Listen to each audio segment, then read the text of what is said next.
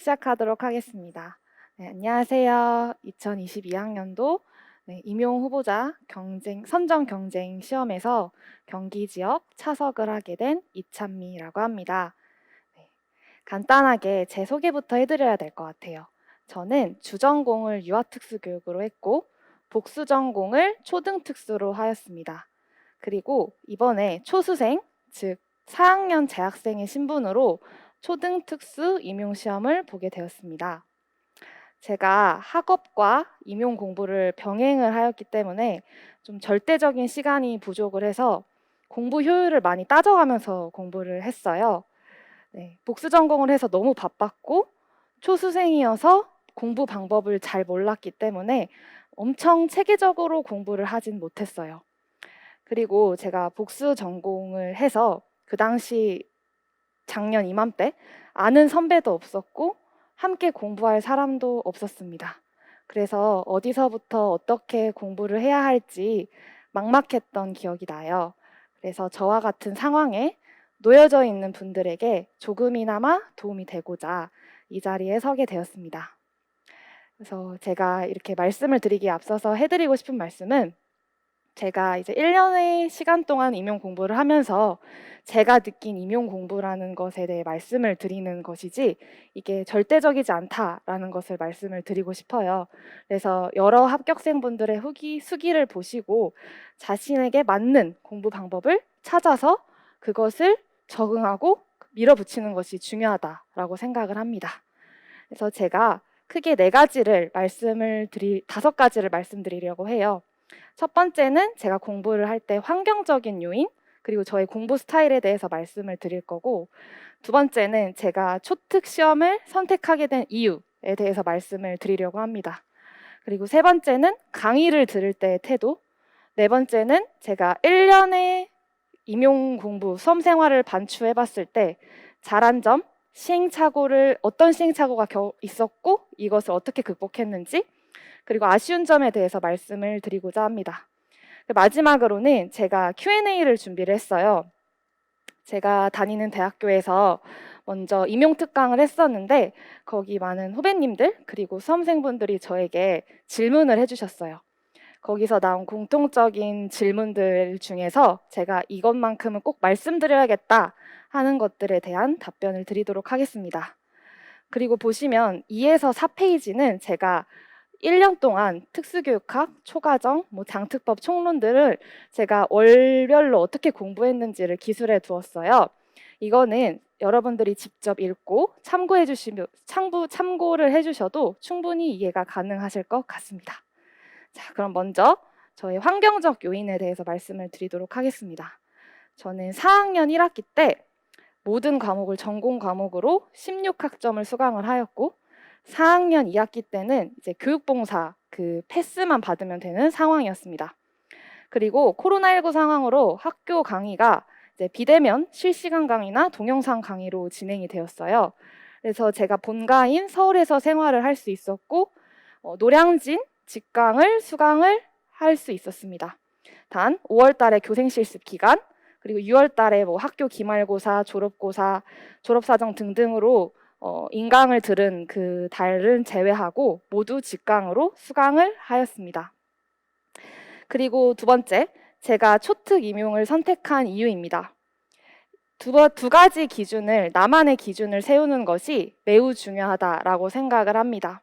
첫 번째, 나에게 더 맞는 아동이 누구였느냐. 제가 4년간의 학부 생활을 돌이켜 봤어요. 교육봉사, 그리고 실습 등의 경험을 떠올려 봤을 때 초특 아동들이 저에게 더 맞다라는 판단을 하였습니다. 두 번째는 학점을 비교를 해봤어요. 물론 학점 이꼬르 임용 결과 절대 아닙니다. 하지만 그 당시에 제가 저를 객관적으로 바라볼 수 있는 기준이 저는 학점밖에 없다고 생각을 했어요. 그래서 유특보다 초특 과목들의 학점이 더 좋아서 결국 이 두 가지 기준으로 초특을 선택을 하게 되었습니다. 근데 선택을 한 후에는 절대 뒤돌아보지 말고 앞으로 밀고 나가셔야 돼요. 왜냐하면 공부량이 너무 많기 때문에 후회할 시간이 없습니다. 자, 그러면 5번째 페이지를 함께 보도록 할게요. 강의 들을 때의 태도입니다. 자, 저는 앞서서 제가 공부 스타일을 말씀을 안 드렸네요. 제 공부 스타일은 활자보다 들은 것에 대한 기억력이 좀 좋은 편이었어요. 그래서 저는 서진 교수님 그리고 백구팀의 연간 패키지를 수강을 하였습니다. 그리고 강의를 적극적으로 활용을 했어요. 두 번째는 제가 습득과 적응 그리고 좀 이해 능력이 좀 남들에 비해서 좀 떨어진다라는 생각을 많이 들었어요. 그래서 제가 선택한 방법은 진짜 아무 생각 안 하고 무한 반복하는 것만이 답이다라는 생각을 했어요. 그래서 회독수 안 따지고 최대한 많이, 최대한 열심히 했습니다. 세 번째, 절대적인 시간 부족으로 체계적인 공부를 하지 못했어요. 그래서 그때그때 상황에 맞게 유연하게 공부를 했습니다. 그래서 큰 틀은 서진 교수님 그리고 백구팀 그 연간 패키지를 큰 계획으로 세우고 그거를 따라가고 그 사이사이에 제가 부족하다고 느끼는 것들 중심으로 계획을 세우고 이것을 그날 계획을 세우고 지키려고 노력을 했습니다. 그리고 공부를 할 때 좀 불안함과 외로움을 많이 타는 편이었어요. 그래서 공부 스타일이 비슷하고 정서적으로 의지를 할 수 있는 짝 스터디를 적극적으로 활용하였습니다. 마지막으로 제가 한 장소에서 오래 공부를 하게 되면 좀 금방 질려버리더라고요. 그래서 스터디 카페, 독서실 등 다양한 장소에서 공부를 하였습니다. 제가 이거를 말씀드리는 이유가 여러분 자신만의 환경적인 요인, 공부 스타일을 철저하게 분석을 해서 자기에게 가장 효율적인 방법으로 공부하는 것이 매우 중요하다라는 것을 말씀을 드리고 싶어요. 그래서 올해 1년만큼은 어떻게 하면 합격을 할 수 있을까? 항상 고민을 하고 해결책을 빠르게 찾고 빠르게 끊임없이 해결을 하면서 앞으로 나아가는 게 중요하다라고 생각을 합니다. 네, 그러면 5번째 페이지 함께 보도록 하겠습니다. 강의를 들을 때 태도예요. 제가 앞서 말씀드렸듯이 제가 1학기 때 16학점을 들었다고 했잖아요. 심지어 이제 학원 강의가 목요일, 금요일 아침 9시 반부터 6시까지 있었는데 제가 금요일 저녁 7시에 학교 실시간 강의가 있었어요.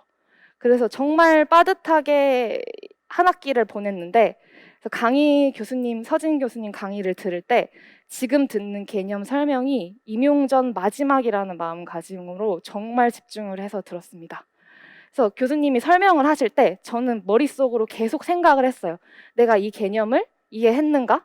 계속 스스로 자문을 하고 계속 암기를 하려고 강의 중에도 계속 노력을 했습니다. 그래서 제가 아침 9시 반부터 6시까지 강의를 듣고 나면 정말 녹초가 될 정도로 집중을 해서 강의를 들었습니다. 두 번째, 그때 교수님이 중요하다고 말씀하신 부분을 연필로 초반에는 체크를 했어요. 체크를 하고 필기를 했어요. 그 이유가 공부 후반으로 갈수록 형형색색의 색깔 펜들이 나옵니다. 그 이유가 암기를 하기 위해서예요. 그래서 초반에는 연필로 좀 살살살 체크를 해두고 후반으로 갈수록 좀 강조를 하면서 여러 가지 색깔 펜으로 암기를 하는 것을 추천드립니다. 근데 이것도 저만의 방법이기 때문에 자신에게 맞는 방법을 찾는 게 더 중요하다고 생각을 해요. 그리고 또 하나 꼭 말씀드리고 싶은 게 일단 놓치더라도 넘어가시는 게 좋은 것 같아요. 양이 많기 때문에 교수님도 굉장히 타이트하고 좀 컴팩트하게 강의를 진행을 하세요. 템포도 빠르고. 근데 일단 넘어가는 게 중요해요. 왜냐? 나중에 또 다뤄주세요. 교수님께서. 그래서 일단 계속 앞으로 나가는 게 중요하다라고 생각을 합니다. 그래서 임용은 공부를 할 때 가장 경계해야 하는 게 집착, 지나친 완벽주의라고 말씀을 드리고 싶어요. 저도 좀 완벽주의적인 성향이 강해서 이런 것들이 완벽하지 않았을 때 오는 스트레스가 정말 강했는데 이런 거에 좀 내려놓고 마음을 내려놓을 필요가 있다라는 말씀을 드리고 싶습니다. 그리고 또 한 가지 이유는 임용 공부량이 진짜 방대하고 한 곳에서만 나오는 게 아니라 전체적인 것으로 나오기 때문에 우선 전체적인 임용을 보는 시각을 갖는 게 중요하다고 생각을 해요. 그래서 만약에 이해 안 되는 부분이 있다면 그냥 어느 날 시간 남는 날 하루를 잡고 그 하루 중에서도 제한된 시간만 잡고 이해하려고 노력을 하세요. 그래도 이해가 안 되면 또 넘어가고 이것을 여러 번 반복을 하게 되면 자연스럽게 이해가 되고 암기가 가능해지는 날이 오더라고요. 네. 그리고 저는 학원에서 쉬는 시간이나 뭐 화장실 갈 때, 뭐 책상에 좀 엎드려서 쉴 때, 이때도 계속 교수님이 강조하신 내용을 머릿속에서 떠올리려고 노력을 했고, 학원에서 집 갈 때, 지하철에서도 정말 더도 말고 덜도 말고 딱 개념 하나라도 머릿속에서 이해하고 암기하려는 노력을 했습니다. 시간이 부족했기 때문에 그럴 수밖에 없었고, 이렇게 한 개념 하나, 이게 차곡차곡 쌓이고 1년 동안 쌓이다 보니까 정말 큰 도움이 됐다라고 말씀을 드리고 싶습니다. 다음은 잘한 점, 제가 겪었던 시행착오를 어떻게 극복했고, 그리고 아쉬운 점에 대해서 말씀을 드리도록 할게요. 먼저 잘한 점입니다. 직강을 들은 것을 정말 잘했다고 말씀드리고 싶어요. 직강을 듣게 되면 좁게는 서울, 경기, 인천 지역 수험생분들을 만날 수 있고, 좀 넓게 보면은 전국에 계신 수험생들을 만날 수 있어요. 그분들을 관찰할 수 있어요. 그리고 그 분위기를 탈 수 있는 것 같아요. 제가 7, 8월에 문제풀이 강의를 들을지 말지 굉장히 고민을 했습니다. 왜냐하면 저는 1학기 때 16학점 듣고 교생 실습 갔다 오고 뭐 기출을 그래서 제대로 분석을 한 것도 아닌 것 같고 내 머릿속에 든 것도 아무것도 없는 것 같은데 문제풀이를 하는 게 소용이 있을까라는 생각을 했는데 저는 굉장히 추천을 해드려요. 왜냐하면 문제풀이 강의가 기출의 변형이에요. 그래서 기출 문제를 푼다는 마음가짐으로 풀었어요. 그리고 교수님의 그 커리큘럼을 꾸역꾸역 따라가면서 내가 부족한 부분을 이렇게 끼워 넣으면서 공부를 하는 게 정말 효율적이다라고 말씀을 드리고 싶습니다. 두 번째는 아침 공부 시간을 확보한 거예요. 저는 이게 중요하다라고 생각을 하는데 첫 번째 이유는 우리 시험은 아침에 시험을 보죠. 굉장히 아침 정신이 맑아야 됩니다. 그래서 아침에 정신을 또랑또랑하게 하는 게 중요하다라고 말씀을 드리고 싶고 두 번째는 하루를 길게 보낼 수 있어요. 그리고 저는 그래서 어떻게 했냐면 공부 초반에는 아침 7시에 기상을 하려고 했고 이 학원에 오는 날에는 오전 5시에 기상을 했어요. 그리고 점점 갈수록 시간을 더 빠르게 기상 시간을 당겨서 5시 반에서 5시에 기상을 했는데 물론 저도 다 지키진 못했죠. 근데 이렇게 노력을 하면은 나 5시에 일어나야지 했는데 8시에 일어나고 9시에 일어날 때가 있어요. 그러면은 스스로 생각하기에 늦게 일어난 것 같죠? 하지만 다른 사람들과 좀 뭐 비교 아닌 비교를 하자면 그래도 일찍 일어난 편이에요. 그래서 아침 시간을 확보하는 게 중요하고 무엇보다 저는 이게 저의 자신감으로 이어졌던 것 같아요. 시험장에서 너무 떨렸는데 나 남들 잘 때 공부했는데 나 시험 잘 볼 거야. 이런 식으로 마인드 컨트롤이 되더라고요. 그래서 오전 시간을 확보하는 것을 추천드립니다. 그래서 그 다음은 연도별 기출을 풀 때 작은 실수도 용납하지 않고 치밀하게 분석해서 시험장에서 어떻게 할지 이렇게 저의 태도를 그 습관을 만든 거예요. 연도별 기출을 제가 본격적으로 돌린 게 어떻게 보면 8월, 9월 그쯤부터 시작을 했거든요. 이때 시험장에서 할 수 있는 그런 모든 변수들을 생각을 했어요. 예를 들면 모르는 문제가 나왔을 때 한 번 고민하고 일단 넘어가자. 두 번째 봤을 때 그래도 모르면 강론책에 있는 내용, 기출에 있는 내용, 그리고 문제에 있는 힌트를 적극적으로 활용해서 어떻게든 쓰자라는 그런 마인드를 세팅을 했고 습관을 잡았고 이게 시험장에서도 도움이 됐습니다. 그래서 꼭 하시는 것을 추천드려요. 그리고 또 잘한 점은 하반기를 치열하게 보낸 것이에요. 임용시험 어쨌거나 주관식 시험으로 암기가 잘 되어 있어야 되죠. 암기는 이제 단기 기억이 정말 중요한 것 같아요. 그러려면 하반기를 정말 치열하게 보내서 이것을 끄집어 올려내야 쓸 수가 있다라고 생각을 합니다. 그리고 제가 막판 40일에 빠르게 회독을 하고 인출을 한 것이었는데요. 이제 서진 교수님의 기출 키워드 책을 적극적으로 활용을 했어요. 이제 처음부터 끝까지 보는 게 저는 크게 돌리는 게 중요하다고 생각을 하는데 처음에는 8일에 1회독 2번, 4일에 1회독 2번, 2일에 1회독 2번, 1일에 1회독 5번 하니까 시험이더라고요. 이런 식으로 좀 크게 처음부터 끝까지 돌리는 것을 추천합니다. 정말 많은 도움이 되었어요. 그리고 두 번째, 저의 시행착오와 이것을 어떻게 극복했는지에 대해 말씀을 드리도록 하겠습니다. 조금은 부끄럽지만 저와 같은 그런 시행착오를 겪고 계신 분들을 위해서 조금이나마 도움이 되고자 말씀을 드리려고 해요. 제가 임용 공부 초반에 좀 객관식 시험처럼 공부를 했어요. 저희가 학창 시절 때를 떠올려 보면 굉장히 객관식 시험에 익숙해져 있죠. 객관식 시험을 볼 때 우리가 공부하는 것 중에 하나가 뭐가 있나요? 선지 분석이라는 것을 하죠. 선지 분석을 할 때 그 답이 아닌 것에 대한 이유를 공부를 해요. 그래서 그것에 대한 낚이지 않는 공부를 합니다. 그리고 또 한 가지, 저는 학부 때 교수님들이 이제 토익 토론을 되게 많이 시키셨어요. 그래서 토론을 할 때 어떤 게 깔려 있었냐면 어떤 의견을 봤을 때 이것을 비판하는 그런 비판적인 자세가 몸에 배어 있더라고요. 이런 습관을 버리셔야 됩니다. 임용 공부를 할 때는 이 두 가지, 비판적인 사고, 그리고 답이 아닌 이유에 집착하고 매몰되는 사고 과정은 좀 굉장히 비효율적인 사고 과정이라고 저는 생각을 해요. 차라리 그 시간에 좀 기본적인 개념들을 정확하게 알고 정확하게 쓰기 위한 공부를 하는 것이 더욱 효율적이라고 생각을 합니다. 두 번째, 지나치게 깊게 생각하고 지나치게 깊게 고민하면서 공부를 한 거예요. 이거 공부 초반에 서진 교수님께서 강의를 해주실 때 임용 시험에서 요구하는 만큼만 다뤄주세요. 그만큼만 해도 충분합니다. 정말 그것만 해도 많아요.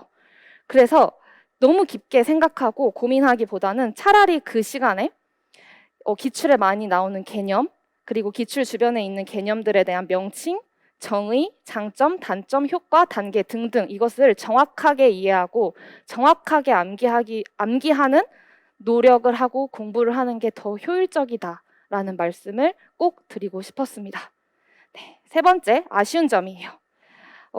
아쉬운 점은 제가 이번 임용 문제에서 틀린 제가 문제들을 봤어요. 근데 제가 좀 덜 이해하고 넘어갔던 부분들이 틀렸더라고요. 내가 한 단계만 더 이해했으면 좀 맞췄을 수도 있겠는데 하는 문제들이었어요. 그래서 공부 초반에 조금은 더 넓게 공부하지 못한 점은 아쉬웠어요. 실은 더 넓게 공부하려고 노력은 했지만, 하지만 이게 저처럼 재학생, 초수생의 신분이라면 시간이 없을 거예요. 이 정도로 깊이 공부하는 것도. 그래서 차라리 재학생 분들이라면 기출 주변에 있는 것들을 중심으로 타이트하게 공부하시는 것을 추천을 드리고, 좀 재수생분들이라면 이런 방법도 하시는 것도 괜찮을 것 같습니다. 그리고 두 번째는 1년 동안 좀 많이 불안해한 것이 아쉬움에 남아요. 제가 조금 마음 편하게 공부하고 좀 나를 위해서 조금의 휴식도 주고 이럴 걸이라는 아쉬움은 남지만, 좀 적당한 불안감을 갖고 좀 열심히 공부하는 것은 중요한 것 같습니다. 그래서 중간중간 쉬는 시간 갖고요. 정말 밥 맛있는 것 행복하게 드시기를 추천합니다. 유일한 낙이 맛있는 거 먹는 거이더라고요. 그리고 마지막으로 제가 건강 관리를 제대로 못한 거예요. 상반기에 제가 운동을 아예 안 했거든요. 하반기에 제가 버스 정류장까지 저희 집에서 1분 거리였는데 거기까지 걷는 것조차 힘들 정도로 하반기에 체력이 많이 떨어졌어요. 그래서 상반기부터 30분 정도 스트레칭 혹은 좀 산책 정도, 가벼운 산책 정도라도 하시는 것을 추천드립니다. 자, 마지막으로 Q&A 제가 말씀드리도록 할게요. 첫 번째 질문이었어요. 인출은 언제부터 어떻게 하셨는지 궁금합니다.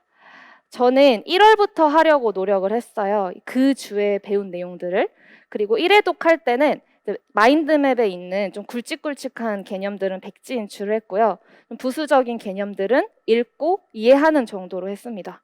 그리고 3월 달에는 이제 서진 교수님이 해주시는 구두 인출, 그리고 스터디원들이랑 하는 구두 인출, 그래서 총 2회를 진행을 했고, 마인드맵 인출은 주 1회 정도 하되 1, 2월 달에 했던 것보다는 조금 더 세부적으로 했어요.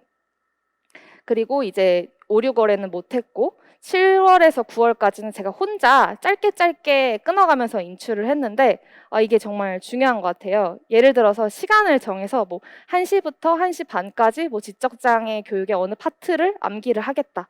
최대한 암기를 하고 1시 반부터 2시까지 타이핑을 치면서 인출을 했습니다. 이때 중요한 거는 하반기잖아요. 한 글자라도 틀리면 다시 무한반복해서 맞을 때까지 인출을 했어요. 상반기에는 이렇게까지 안 하셔도 될 것 같은데 하반기는 정말 조사 하나까지라도 틀리면 저는 맞을 때까지 인출을 했습니다. 그리고 10월에서 11월에는 제가 앞서 말씀드린 그 40일 동안 빠르게 회독을 돌린 것, 이런 식으로 중요한 것을 중심으로 처음부터 끝까지 인출을 했습니다. 제가 이렇게 말씀을 드리면 인출을 굉장히 뭔가 잘한 사람처럼 들릴 것 같아요. 하지만 저는 시험 전날까지도 인출이 안 됐습니다. 초과정 내용 체계표 역량 전날에도 틀렸고요. 당일날에도 총론 외우면서 시험장에 갔어요. 인출이 진짜 정말 괴로운 공부 중에 하나입니다. 너무 힘들고 자괴감이 들기 때문에 많은 분들이 하지 않아요. 하지만 임용은 주관식 시험이기 때문에 인출은 필수적입니다.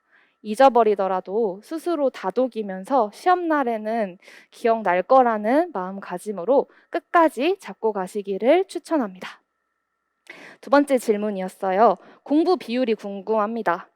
저는 공부 초반에는 특학에 주력을 했고 뒤로 갈수록 암기가 중요한 과목들, 초과정, 그리고 장특법, 총론, DSM-5, 수어, 점자 이런 것에 비율을 점점 늘려갔어요. 그래서 초반에는 특학 80, 초과정 15, 장특법 5였다면 후반에는 특학 40, 초과정 40, 장특법 20 이 정도의 비율을 했는데 이것도 제가 그때그때 상황에 맞게 좀 유연하게 공부를 했습니다.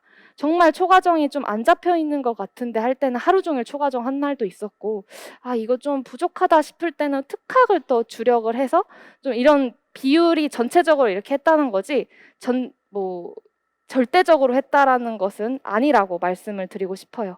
그래서 제가 더 중요한 거는 이런 비율 자체보다는 비율도 물론 너무 중요하죠.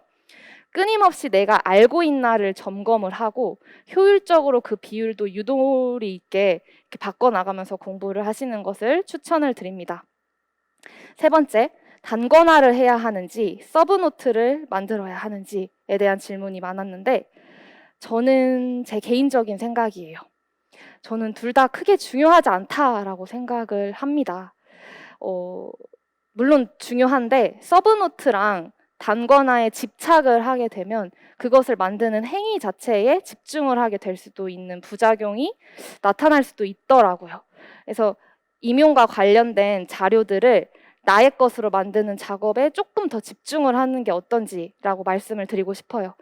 그래서 서브노트, 단권화에 집중하기보다는 내가 이 개념을 정확하게 쓸 수 있는가?